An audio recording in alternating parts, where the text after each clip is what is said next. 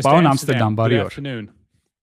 Բարի օր, ուրախ եմ տեսնել։ Հաճելի է նորից խոսել ձեզ հետ։ Շնորհակալություն ձեր ուշագրավ համարության համար։ Պաշտպանելու ձեր հաճախորդ պարոն Կարապետյանի իրավունքները եւ հայ ազգի շահերը։ Ես իսկապես շատ շնորհակալ եմ դրա համար։ Հատկապես որ նրանք, ովքեր պետք է դա անեին, զբաղված են ճիշտ հակառակով։ Բայց ամեն դեպքում, ուրեմն որոնք են ձեր տպավորությունները Հայաստան կատարած ձեր այցից։ Ինչ կարծիքի եք վերջերս տեղի ունեցած քաղաքական զարգացումների մասին։ Այս Եվրո, չգիտեմ ինչպես կոչել, Եվրոփառատոնը կամ այս իշխանությունների հետ համերաշխության շքերթը։ Գիտեք, մարդիկ Եվրոպայից եկան Հայաստան եւ լիովին անտեսեցին այն ամենը, ինչ կատարվեց Հայաստանում, ինչը արժանի էր իրենց ուշադրությանը։ Ինչպես եք դուք սա բացատրում? Everything that happened basically in Armenia that deserved their attention. How do you explain this? Look,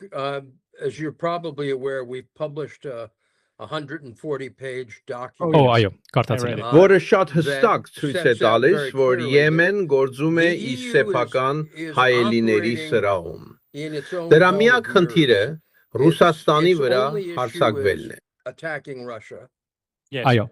Թվում է, թե այն քիչ հետաքրքրություն ունի Հայաստանում, բացի օգտապաշտականից, համոզվելու, որ Հայաստանը հնազանդվում է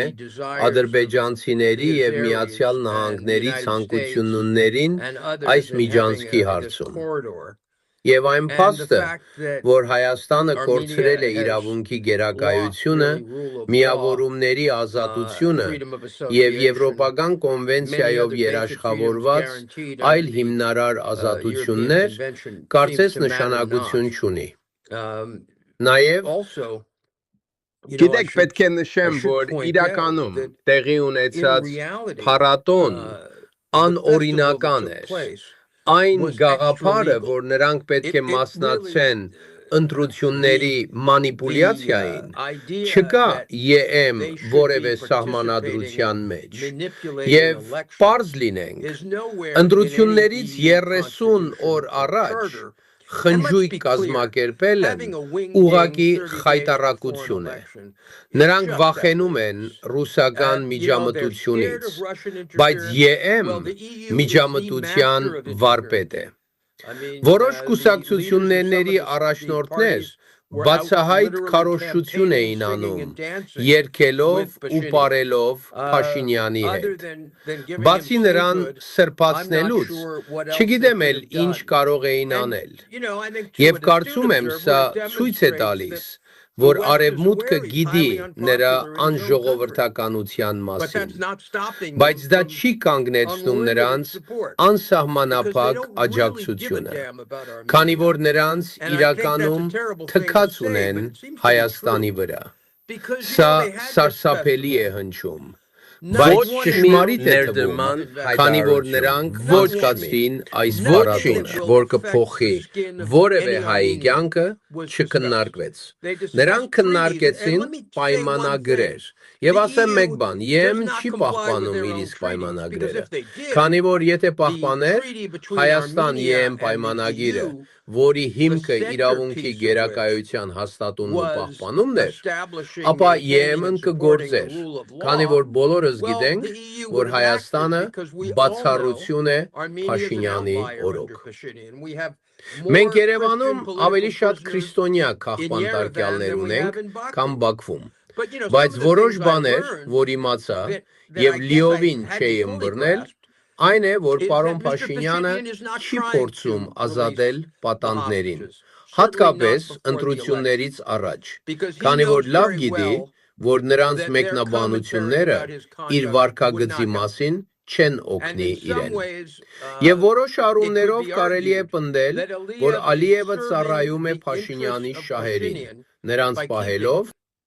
Even though there's been some rumor that some of them may be released as an election gift. But անկեղծ ասած, այն փաստը, որ Փաշինյանը չի համաձայնել երրորդ կողմի միջամտությանը, օգնելու Բաքվում մնացածներին ինչ-որ կեղծ հիմքով, թե Արցախի քաղաքացիներին չեն հասնում Հայաստանի քաղաքացիների արտոնությունները, պարզապես լիովին զայրացուցիչ է։ Դուք շատ կարևոր կետեր նշեցիք, պարոն Ամստերդամ։ Եկեք գնանք ձեր նշած հերթականությամբ։ Հիշում եք տարիներ առաջ Ռուսաստան Գեյթի գործը, երբ Թրամփի առաջին ընտրությունների ժամանակ նրան մեղադրեցին ռուսական օգնություն ստանալու մեջ, եւ կային պնդումներ, որ Ռուսաստանը միջամտել է ԱՄՆ ընտրություններին, եւ Թրամփն ընտրվել է դրա պատճառով։ Հետագայում դա չապացուցվեց։ Իսկ ինչ կլիներ մեզ հետ, եթե գնայինք Ֆրանսիա եւ սկսեինք քարոզել Մելանշոնի համար, հորդորելով ֆրանսիացիներին ընտրել նրան հաջորդ ընտրություններում, կամ եթե գնայինք Անգլիա եւ քարոզեինք Սթարմերի օգտին, ընդդեմ Ֆարաժի կամ այլ տեխնացուի, ինչ կլիներ մեզ հետ։ Արդյոք մեզ չէին ասի, որ դա մեր գործը չէ, եւ մենք չենք կարող միջամտել բրիտանական, ֆրանսիական կամ ամերիկյան ընտրություններին։ Ինչու նման երկակի ստանդարտ։ Ինչու են եվրոպացի առաջնորդներն այնքան համոզված, որ իրավունք ունեն քայլել Հայաստանում եւ օգնել այս բռնապետին վերընտրվել։ Ինչու նման երկակի ստանդարտներ։ Քանի դեռ մենք խոսում էինք, Ռուբեն Վարդանյանը հենց նոր հայտարարություն է տարածել։ Yes. Have you seen that statement? Դեռ ոչ, չեմ աստրել, հնարավորություն չունեի։ Ռուբենը շատ բան է ասում պաշտպանության բացակայությունից իր զայրույթի մասին։ Մեջբերեմ հայտարարությունից։ Կան մարդիկ, որոնք 6 տարի Բաքվի բանտերում են։ Այս ընթացքում Հայաստանի կառավարությունը չի կարողացել ստեղծել նրանց հետ կապի կայուն մեխանիզմ։ Ոչ երրորդ երկրների, այդ թվում Բաքվում ներկայացուցչություն ունեցող դեսպանատների, ոչ էլ միջազգային կազմակերպությունների միջոցով։ Ինչու՞։ Ինչու հայ պաշտոնյաները կարող են մեկնել Ադրբեջան առևտրային եւ այլ հարցերով, բայց չեն կարողանում կազմակերպել այց կապված հայ գերիների կյանքի, առողջության եւ իրավական վիճակի հետ։ Միթե այս մարդկանց ճակատագիրն ավելի կարևոր չէ, քան առևտրային բանակցությունները։ Եվ հորդորում եմ բոլոր լսողներին կարդալ հայտարարությունը։ Բայց գիտեք, ես թևերս ցալած ուսումնասիրում եմ Արցախի իրավական վիճակը։ Այն փաստը, որ Փաշինյանը թույլ չի տալիս այս մարդկանց քվեարկել, որովհետև գիտի, թե ուր կգնան ձայները, ամոթալի է։ Դա ընտրական մանիպուլյացիա է։ Եվ ես եկել եմ Հայաստան ասելու, որ ազատ ու ժողովրդավարական ընտրությունների ամենամեծ սպառնալիքը Փաշինյանն է։ Ոչ ռուսներն են, ոչ ԵՄ-ն, թեև հիմա ասում եմ ձեզ, ԵՄ-ն ընտրություններին միջամտելու գիրք է գրել։ Սա կատարյալ ֆարս է նրանց կողմից։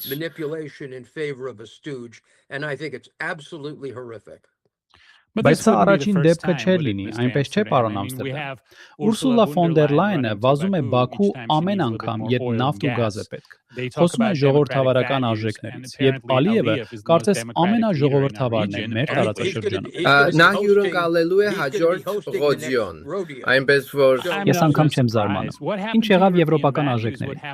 Ինչ եղավ ժողովրդավարական արժեքներին։ Ինչ եղավ Եվրոպայում։ Նրանք մոռացվել են ոչ միայն ժողովրդավարական արժեքներ, այլև տարրական իրավասության եւ կառավարման հասկացությունը։ Տիկին Կալասի ելույթները արտաքին քաղաքականության մասին ցույց են տալիս պատմության եւ իրավասության ահռելի պակաս։ Եվ օպորտունիզմ։ Մենք գիտենք, որ նրա ամուսինը մեծ օգուտ է ստացել ռուսական առևտրից, բայց նա ԵՄ-ի ամենամեծ ռուսատյացն է։ Ոչ ոք, ով փորձ ունի Ռուսաստանի հետ, չի կարծում, որ դիվանագետների բանակցելու անկարողությունը իմաստ ունի։ Բայց այս կինը հիմարաբար շարունակում է սա։ Դա թողնում է Եվրոպայի ապագան Դոնալդ Թրամփին։ Դա բացարձակ անիրավասու իրավասություն է։ Այլ բառ չկա։ Չեմ կարող ասել, թե դա գաղափարական ընտրություն է, այլ ոչ թե հիմարություն։ Եվ մենք դա տեսնում ենք մեր ղեկավարությունից։ Մերձի վարքագիծը։ Այս առաջնորդների վարկանիշը հատակին է։ Մերձի, Ստարմերի, Մակրոնի վարկանիշները։ Կարող եք բոլորին գումարել եւ չհասնել 50%-ի։ Կարող եք ավելացնել Զելենսկուն եւ դեռ չեք հասնի 50-ի։ Ով շահեց Զելենսկուն Հայաստան բերելով։ Իհարկե ոչ հայ ժողովուրդը, որը կախված է Ռուսաստանի հետ առևտրից։ Ես եւ իմ հաճախորդը լիովին կողմ ենք եվրոպական ներդրումներին եւ եվրոպական գործունեության։ Հայաստանը պետք է ունենա բազմաբևեռ արտաքին քաղաքականություն, պատրաստ լինելով գործակցել բոլոր կողմերի հետ։ Բայց դա չի նշանակում, որ պետք է ամեն օր վիրավորել հիմնական առևտրային Լիովին համաձայն եմ։ Դուք խոսեցիք նրանց վարկանիշից։ Մակրոնինը պատմական նվազագույնի վրա է, 10-ից 11%։ Նա պատմական ռեկորդ խփեց։ Ստարմերը լքելու է պաշտոնը սկանդալի պատճառով։ Գիտեք սա, Էփշտեյնի ֆայլերը, Մանդելսոնը եւ այլն։ Բավականին կեղտոտ պատմություն, որում նա ներքաշվեց։ Մերձի մասին չգիտեի։ Ինչ վերաբերում է Զելենսկուն, այս տղան շնորհավորեց Ալիևին հայերի դեմ հաղթանակի առթիվ։ Ըստ Ռոբերտ Մենենդեսի, ԱՄՆ սենատորի, նա ֆոսֆորային զենք է տվել Ադրբեջանին, որով սպանվել են մեր տղաները։ Երբ այս տղան օդանավակայանից գնում էր Երևանի կենտրոն, ձախ կողմում կարող էր տեսնել այն բոլոր տղաների գերեզմանատունը, ովքեր սպանվել են իր ուղարկած զենքով։ Եվ այս կառավարությունը, այս վարչակարգը հրավիրում է նրան Հայաստան եւ հարթակ տալիս քաղաքական հայտարարություններ անելու ու մեզ Ռուսաստանի դեմ տրամադրելու համար։ Սա է այդ մարդը։ Իսկ Մակրոնը գաղտնիք չարեց։ Նա ասաց. 8 տարի առաջ չեկա, որովհետև Ռուսաստանի հետ ընկերություն էի կանում։ Նա նույնիսկ օգտագործեց արբանյակ բառը։ Մեծ հարց է, ում արբանյակն է Ֆրանսիան։ Այսինքն, դուք ԱՄՆ դաշնակիցն եք, դա ձեզ արբանյակ է դարձնում, եք է դարձնում։ Ամեն դեպքում նա ասաց. 8 տարի առաջ չեկա, որովհետև Ռուսաստանի հետ մտերիմ էիք։ Իսկ հիմա այստեղ եմ, որովհետև այլևս այդպես չէ։ Նա փաստացի չթաքցրեց, որ եկել է Հայաստան միայն այն պատճառով, որ ուզում էր մեզ դարձնել Ռուսաստանի դեմ իր խաչակրած Դե կրկին, որպես մեկը, ով խորապես մտահոգված է Հայաստանի ապագայով, ինչպես վստահ եմ բոլոր լսողները, այս առավոտ էջմիածնում լինելով հասկացա, որ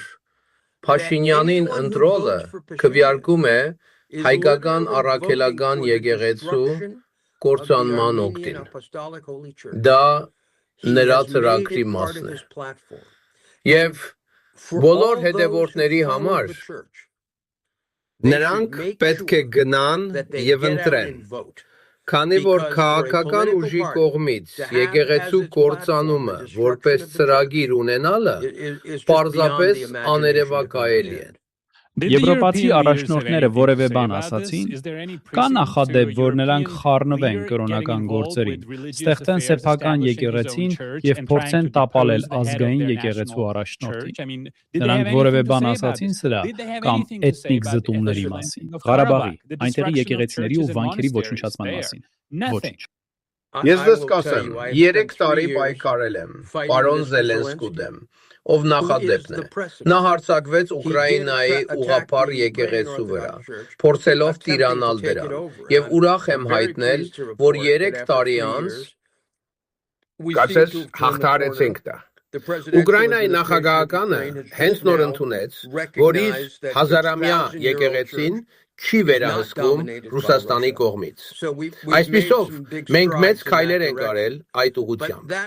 բայց դա կլիներ Զելենսկու եւ Փաշինյանի նմանության մեկ այլ պատճառ, քանի որ երկուսն էլ ավտոկրատներ են, ովքեր ձգտում են լիակատար վերահսկողության։ Եվ ասեմ ձեզ, Հայաստանի դեպքում ամենամեծ վախը Հայաստանի քաղաքացիների անտարբերությունն ու հուսահատությունն է,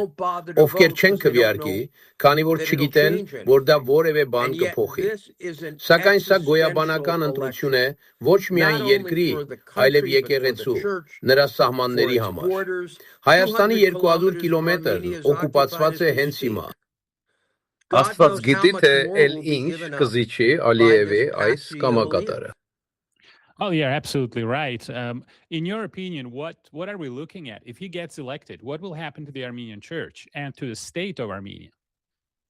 Լսեք, նա կխախտի բոլոր օրենքները եւ կհարցակվի եկեղեցու վրա։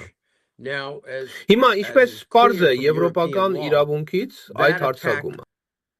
Չի կարող երկարաժամկետ պահպանվել, եթե Հայաստանը մնա եվրոպական համագարկում։ Եվ իհարկե չի պահպանվի, եթե Հայաստանը երբևէ ցանկանա լինել,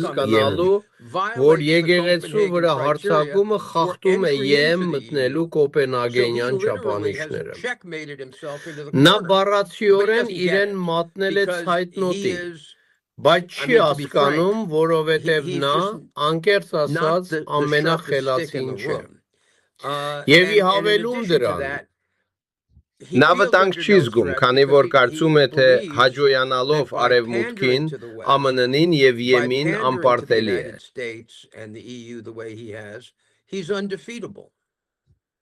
Well, he does claim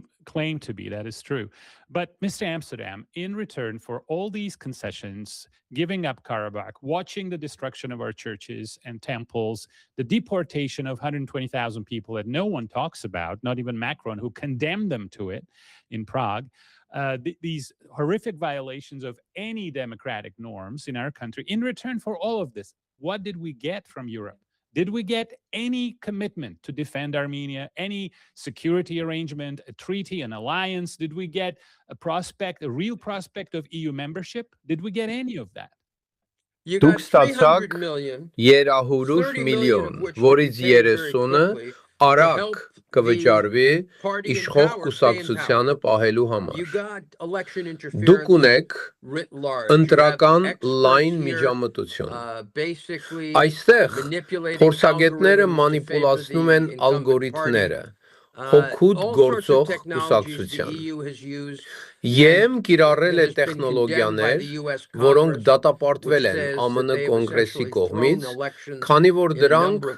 տապալել են ընտրությունները մի շարք երկրներում։ Բայց ինչպես գիտեք, Ռումինիայի խամաչիկ կառավարությունը տապալվեց։ Բուլղարիայում ընտրվեց ԵՄ-ից անկախ կառավարություն։ Այնպես որ հնարավոր են փոփոխություններ, հակազդեցություն այս աղաղակող վարքագծին։ Բայց Հայաստանի ռոդիոն միջամտության նոր բարձր մակարդակ է սահմանում։ Եվ գիտեք, ես եկել եմ Հայաստան անցյալ կիրակի Հայաստանի ժուրնալիստերի միության միջոցառմանը, փորձելով մատնանշել այս կառավարության ամոթալի վարքագիծը Արցախի հարցում կապված պատանդների հետ, ինչ անընդունելի է։ Ուրախ եմ, որ Ռուբենի հայտարարությունը տարածվեց և հուսով եմ այն կտարածվի Հայաստանում, քանի որ նրա վերաբերմունքը Ռուբենի և մյուս պատանդների նկատմամբ ցինիզմից այն կողմ է գրեթե անհասկանալի։ Պետք է զարմանալ։ Հիշեք, Վաշինգտոնում, երբ նախագահ Թրամփը բարձրացվեց մեր ռազմագեիների հարցը, մեր այսպես կոչված առաջնորդը, այս բռնապետը, պարզապես ձեռքով շրջեց, ասաց. Հետո կխոսենք։ Հիմա մի հիշատակեք։ Հիշում եք։ Նա դա արեց։ Այո, դե նա դա արեց, որովհետև այդ մարդիկ քաղաքական սպառնալիք են իրեն։ Այո, նրանք նման չեն իրեն։ Նրանք վախկոտներ ու դավաճաններ չեն, ովքեր դավաճանեցին իրեն ժողովրդին, եւ նայեցին, թե ինչպես 120,000 փախստական եկավ Հայաստան, հետո նրանց անվանելով պարան մեր վզին։ Ամենայն դեպս աննախադեպ բան էր։ Yeah, it is without precedent as somebody who knows very well the Israeli precedent of what they did with hostages. And how you could not կարող Իսրայելում որևէ տեղ գնալ առանց այս պատանդների նկարների եւ առանց դրանց մասին անընդհատ խոսակցության։ Հետո գալիս ես Հայաստան եւ փողոցում Ռուբենի նկարը չես գտնում։ Երբ փոքր ցույց արեցին, գուցե 100 հոգի եկավ։ Սա ամոթալի է ոչ միայն Փաշինյանի, այլ հայերի համար էլ,